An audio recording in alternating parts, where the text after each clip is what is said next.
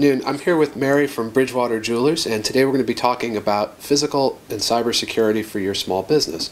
So Mary, before we start, give us a little bit of background on your shop. Sure.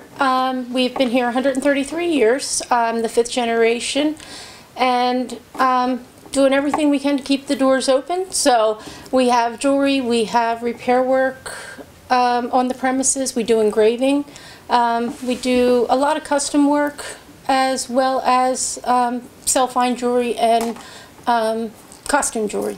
Great.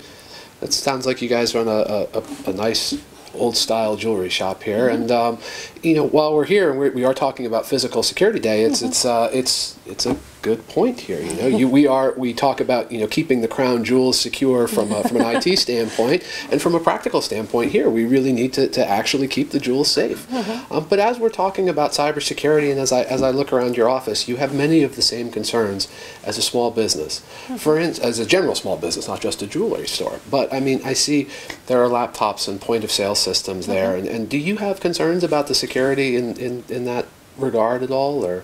I do. Actually, we are in the process of upgrading our systems. Uh-huh. I am getting ready to purchase new computers. Mm-hmm. And it would be nice to know what are good things to teach my employees to make sure they're aware of what they need to know. Okay, great. And well, now is a great time, especially as you're upgrading your systems. You can think about a lot of the standard pieces that go into a new kind of cybersecurity setup, if you will. Mm-hmm. And the idea is you certainly want to keep your business going, but as the costs of technology and other things have come down, what you want to make sure you're touching on is as you're replacing laptops, can you encrypt the data on those laptops? And you know, that might be important for you because it seems like you've built a book of business here over a long period of time, and you want to keep those customers secure. So the idea is if you encrypt the data on those laptops, if someone ever breaks in here and does steal that laptop, that information that you're keeping remains secure. And we also there are concerns with your point of sale system as well. Are you thinking about upgrading that at the same time, or? The company I use is upgrading it, so okay. That's one of the reasons for the upgrades in computers. Okay, great. So, does that work the same on a desktop as it does on a laptop? It does. I mean, you can have encryption on both laptops, desktops, your workstations, or any mobile devices that you're carrying. There are slightly different risks that go along with it, though, and it's really important that all those different devices that are moving around within your organization, that you take an inventory of them. And even though it's very small, the reason that you want to do that is you want to know when something walks out the door. Because if you have 2 or 3 laptops that look exactly the same, it can be actually very easy to misplace one of them for months and not realize that you have it.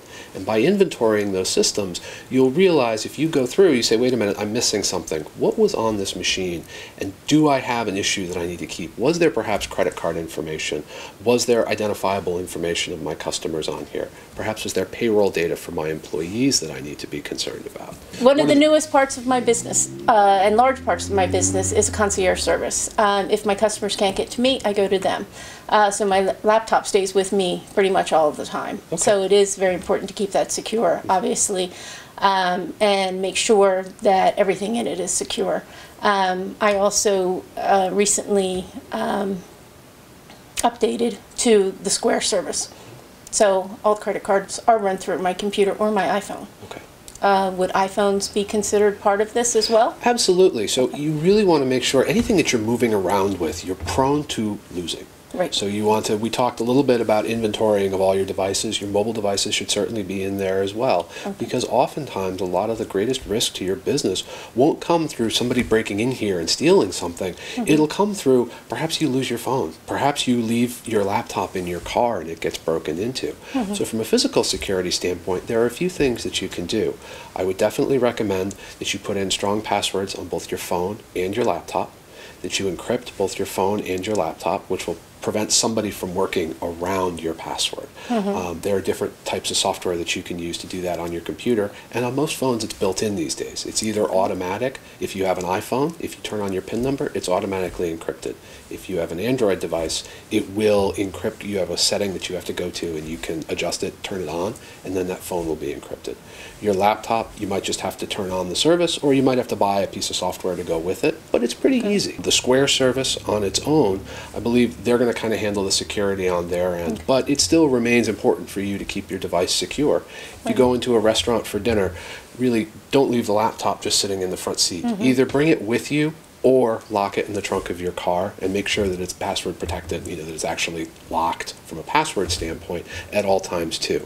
Those little steps that you take can really make your IT infrastructure, especially as you're moving around with it, much more secure. How can I protect myself with third-party people coming in and out of the store?